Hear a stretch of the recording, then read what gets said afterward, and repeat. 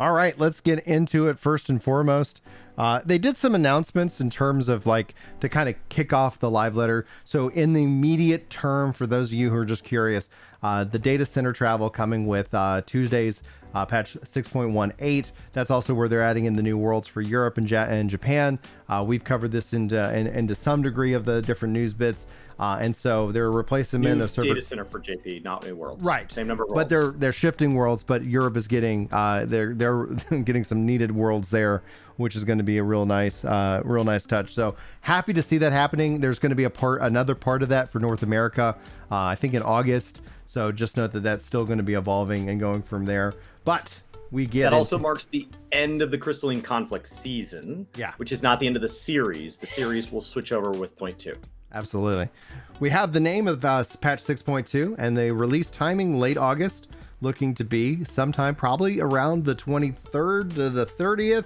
Chris, you originally predicted the 9th. Do you have a new prediction? Do you have a new prediction? Are you thinking 16th, 23rd, or 30th now? I think 23rd is about right. So before I was basing it on counting weeks, because after the roadmap we had 0.1 and 0.15, and they look like they added up to the number of weeks. There's 4.3 weeks in a month, so you're either counting months or you're counting weeks. I counted weeks. I put out a video over on Gaming Kinda saying, if we go on counted weeks, where will all of this fall? Where will that put 7.0? And I was trying to, once we got past 0.5, say, okay, well, I don't want a winter release. How do we get this back to like spring of 24 or something? But actually, like this pushing out tells me, okay, well, let's go back and redo that math with months and see if where that puts 0.3, 0.4, 0.5, and see if that kicks it out to maybe a spring of 24 release for 7.0. We'll see.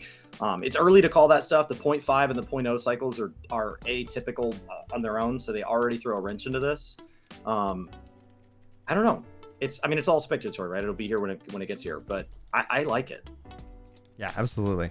All right, let's continue on to the summary itself. Like we said, with the late August, we know we're going to get new main scenario, and we can kind of see an image here kind of teasing Sid jumping back into the Msq. Obviously here, Thavnir being a real key component of the story of this mysterious rift thing that we don't want to spoil too much.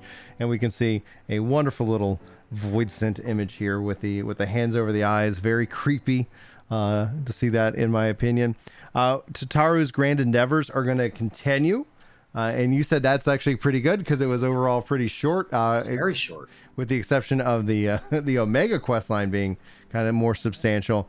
But anybody that couldn't find those, remember that those are standard exclamation points. They were not marked. And that does tell me that at this point, with the amount of side content in this game, just as a side thing, I think that having the main story and the plus sign is great. I think we need another tier in between the plus sign and the regular exclamation point for things that are still substantial, things that trigger chains, things like Tataru, but also things like the little mini troll in Labyrinthos. That was a substantially bigger quest line than the rest of them. So just as a piece of feedback dropped in a live letter here. Now, we do know that in terms of like quests that are continuing and things that kind of caught you off guard, because Chris is still playing through the story. He just finished ARRs, going through the expanded, like you're up to 2.4, correct? 2.5 and Coils will be starting July 5th, Lore Week on Twitch, and then I'll be in Heavensward in August. And I said, like, well, we may have to see, but now I have plenty of time in August, so we'll do Heavensward in August, and so I'll be clear going into 6.2 and Heavensward. Yeah, and that's why when Chris saw this image, he did not know who this individual was. But in terms of that, for continuing Tataru's, man, I'm stuttering, a grand endeavor, you're going to have to also complete the Shadow of Mach quest series, which is the Alliance raid series in Heavensward. So if you guys have not done that, you have plenty of time right now. But that quest series is going to be connected into Tataru's grand endeavors that continue on in 6.2. I'll just be confused because my main cleared Shadow of Mach, I just didn't read any of it. Right, exactly. Now, this is where this is in and of itself, I really am happy. Like overall, from our community that follows us here on YouTube and Twitch, very positive about what we're about to talk about. If you have a few other than this, just note that overwhelming feedback on what we're about to share is positive. So we've only been hearing as a positive. So I'm just preparing because I know there'll probably be people who might be kind of confused and disappointed by the expansion of the relic system, and that is essentially going to be tied into further Hildebrand adventures in 6.25. Chris, What are you thinking about That's that? what we so far? believe that is. That it's the weapon enhancement quest that's going to upgrade over the patch. That says relic. They didn't call it relic, but that's what that says. And the reason I'm correcting myself is because like I thought Criterion Dungeons was Deep Dungeon, and then they said we're also getting Deep Dungeon, and then they called these variant dungeons. It's like, oh, they renamed Criterion Dungeons, like they changed calling card to Adventure Plates, and they're like, no, Criterion Dungeons is still yet one more thing. So that sounds like the new relic. These Manderville weapons, that is a massive departure from Eureka and Bozja, which I thought they really liked that content, but I will say like that content continues to live on, and with Data Center Visit, it will live on that much better. So maybe it is time for something new and different. It's a big departure. I think that sounds much more intimate, but maybe it's not. Maybe it's still exploratory, and maybe it's still large group, but being quest centric, as opposed to Bozja, that felt like it, like there was a narrative element, but it didn't feel quest centric to me. It felt multiplayer centric. Yeah, absolutely. And this, I don't know if there's going to be that multiplayer centric, but the fact that you're pointing it out in terms of quest centric, what does that mean? Like obviously in the execution of it, it's going to be interesting to see. It will have upgrades obviously going throughout the 6.2, and essentially it's like from the screenshots you have the weaponsmith and the goldsmith coming together to create these Manderville, and looks like relic. Yeah, but it just doesn't sound like relic, right? Yeah. Looks like relic, smells like relic, but it doesn't sound like relic. Yeah. And so, well, I mean, and then in all fairness, then when we look at the last two, there have been people who frustrated at Eureka and Bozja for the relic piece of it.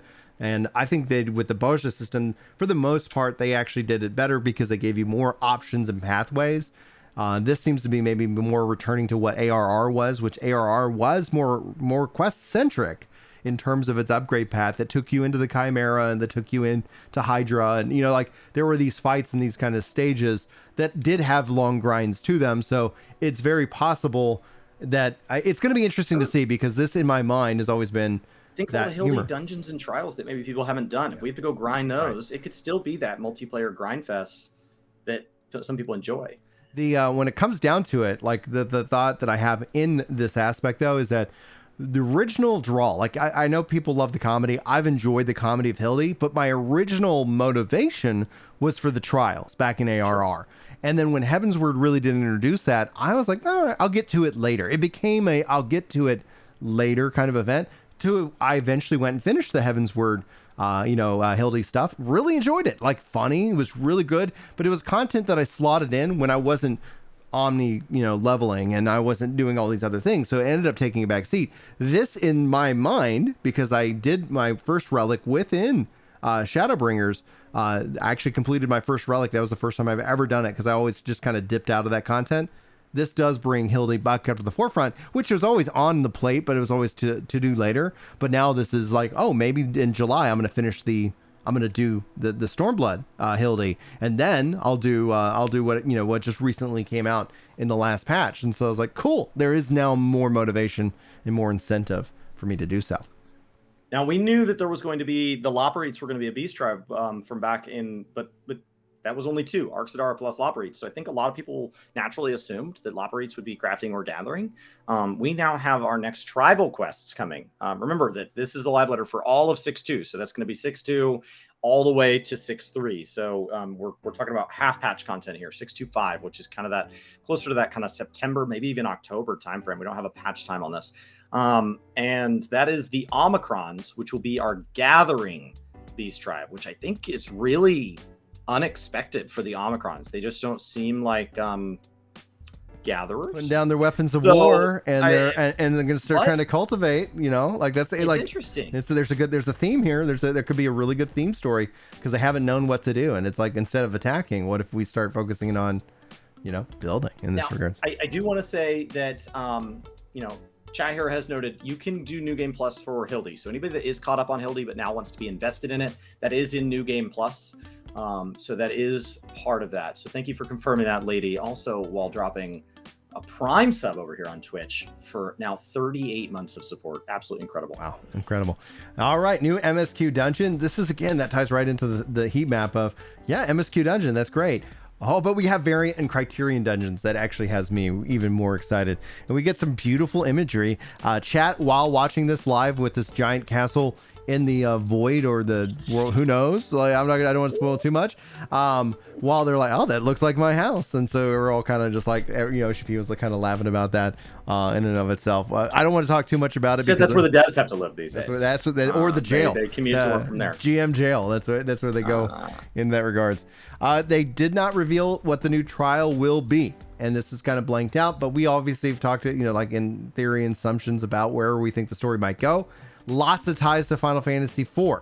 So if you guys have not been following, if you have not played Final Fantasy IV, I love how integrated it is with that. In fact, actually, one of the things I want to do as an adult, now that I got my Steam Deck, is I do want to play through Final Fantasy IV again, because the last time I did it, I don't think my voice sounded like this. Like, I think that's when I would answer the phone and people would say, well, hello, ma'am. It's like when I was a kid. So it's like, it's been a long time. I'd like to see if it has an impact on me as an adult nowadays. Now, it is the even numbered patch, so it is time to go back into our raid series, Pandemonium. Pandemonium. This will be at Abyssos and Abyssos Savage. But I do want to note that Savage here, this time, for the first time, that is not tied to an expansion. Unlike previous 0.2s, this is going to be delayed from the patch release. So we're probably looking at a 6.21. It is not the full 2 weeks that we expect from things like Ultimates and all that, and Savages that drop with the expansion. It is 1 week, one lockout, but this is a beta test of kind of the feedback around this. So they will be looking for, do we like this? Do we not like this? But just being aware that like there are a lot of people that like to have that very fresh Savage experience and be there with the community that's not an expert at it, but they also want to enjoy all of this story and all that, and those really conflict in 0.2 and 0.4. So that's a big change. Yeah, it's pretty massive. And so then as we go in past Pandemonium, here's something that also, again, I think generally our chat's very positive on. That 1 week. That's what I said. Yeah. I know. I was just saying, like, the 1 week in and of itself is that a beta. It's going to be something that is just like, it's just for me. Like, I don't know. Like, I was like, that makes sense, right? Because it does having this entire time. It's like they've been just like, it's always seemed delayed, except for then 2 times during the expansion cycle. My brain. People have been away from the game, and you're forgetting this is end of August is the now estimated patch date, and so you're looking for 1 week after that. So you're looking at maybe that last Tuesday in August, Savage dropping, maybe even beginning of September, since we don't have a patch date yet. Historically, the second live letter is about 2 weeks out. They didn't tell us the second live letter date, and so we don't have a patch date. We don't even have a speculatory patch date. It's all just guessing at this point.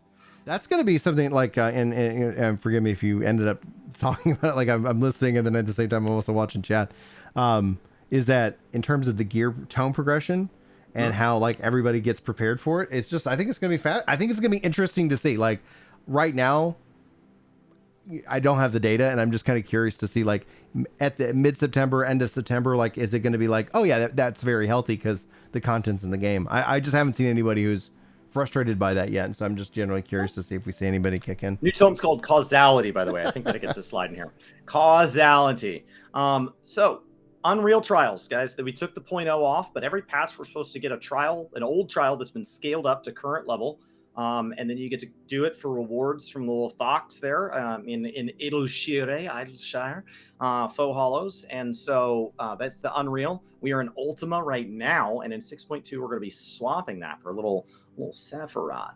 Oh, yeah. So should be a good time for anybody that engages in that content. I've historically just focused on leveling content up until now. So now that I'm Omni 90, maybe Unreal is just something I get to make a little more time for. Yeah. Job adjustments.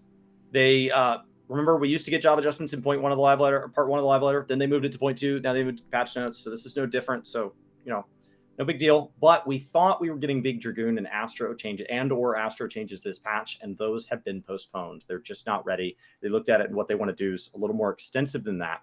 But there will be some PvE and PvP adjustments. But those will be in written form. Those will probably, I would assume, be when the servers kind of go offline, that typical, like, that overnight going into the patch. Absolutely. And then outside of that, let's see here.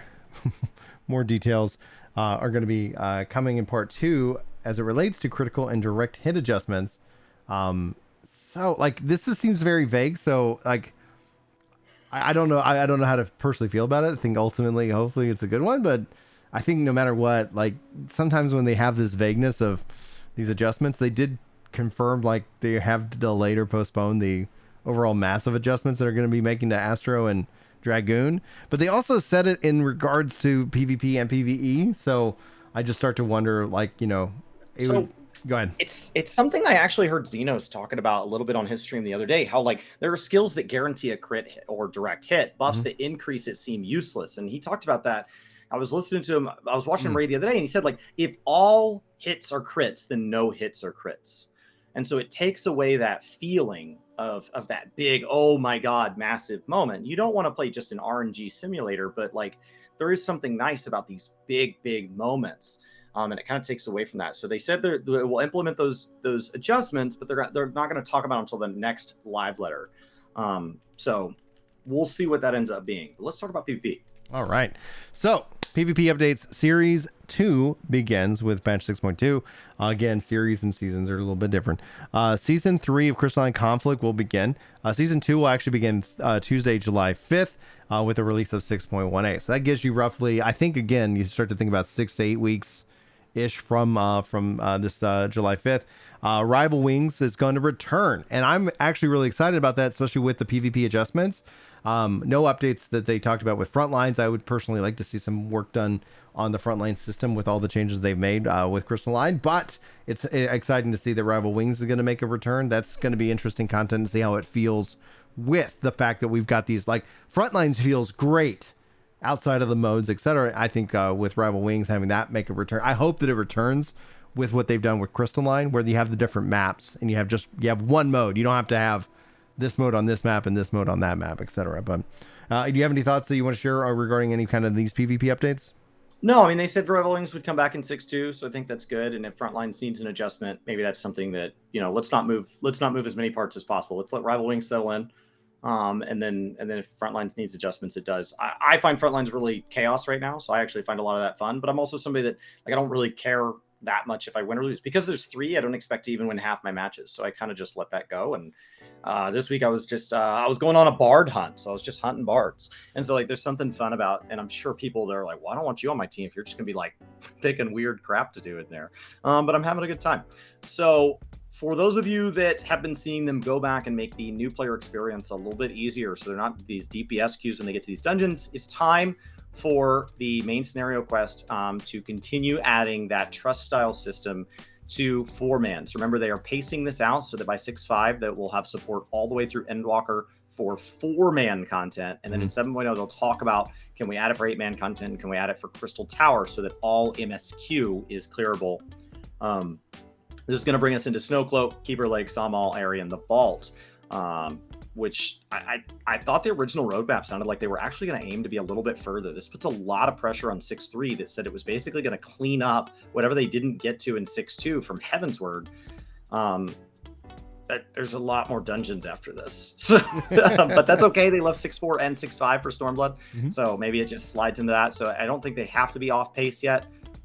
It just might end up moving things just a touch as they kind of do this. 6.2 is an enormous patch, so I'm sure they're just doing what they can. Right. Well, because they also, from a timing perspective, we do know we're getting more Criterion and Variant dungeons, but they are taking 6.3 off from that. They did say 6.4 and 6.5 for more of those, so there is a gap in terms of like, okay, in that piece of content, we're going to get another big old. And they're revisiting some of these dungeons, so maybe that's just kind of taxing a little bit to those dungeon teams. Because like, if any of you that haven't had a chance to go back and run the new Toto Rock or anything like that, some of these dungeons have really been cleaned up. And actually, they not only cleaned up the ones that got put into duty support, but I believe Dasmel Darkhold got some minor changes. And it's an optional dungeon, so it didn't change Arm Veil, but like they changed some of them, so that's really neat. And showing this off is massive speculation, because in ARR, we're just running with generic, like, squadron-style NPCs. It's the same set all the way through ARR, and they slowly evolve, but they're unnamed. They're just like generic Lalafell caster or whatever. And so now what they're showing is that it looks like that the NPCs for Heavensward and those dungeons are going to be Maybe. Yeah. our you know, our friends. Like we've got Estinian, we've got Lady Iceheart, we got like it's like Alice A, not Alice A in this case, she's not here yet. Alphino, you know, so it's like if that ends up being that absolute case, I think that's great. I think that's thrilling, and that tells me then if they go that route, the Stormblood ones will also take on that because we were traveling with them heavily through that, and I think that's going to be excellent to see. I'll be clearing Heavensward for my first time in August on the Lore Week. So if anybody wants to re-experience Heavensward with me, feel free to come hang out on Twitch. So with this, we are also looking at making Steps of Faith a new solo quest battle. I think having gotten this in roulette several times, like I find that a really positive change. Like Cape Westwind, I mean, there is like a rip aspect of it, but I think overall it's a better change for the strength of the game. And then they're going to revamp Thorn March because they're saying that, you know, for a new player that hits that as their very first 8-man, that's not ideal. I actually didn't find that problematic, so I don't know where that feedback's coming from, but maybe as they revamp it, you know, I would love to see Thorn March come back as an ultimate. I know I've been harping on it. We're going to be on years. this campaign. It's going to be the work to be game campaign. Brian wants Final Fantasy 14 on Xbox, and Chris wants an ultimate Thorn March because trial. Just imagine the bonus phase being limited jobs. Just imagine that blue mage coming out and just wrecking your faces.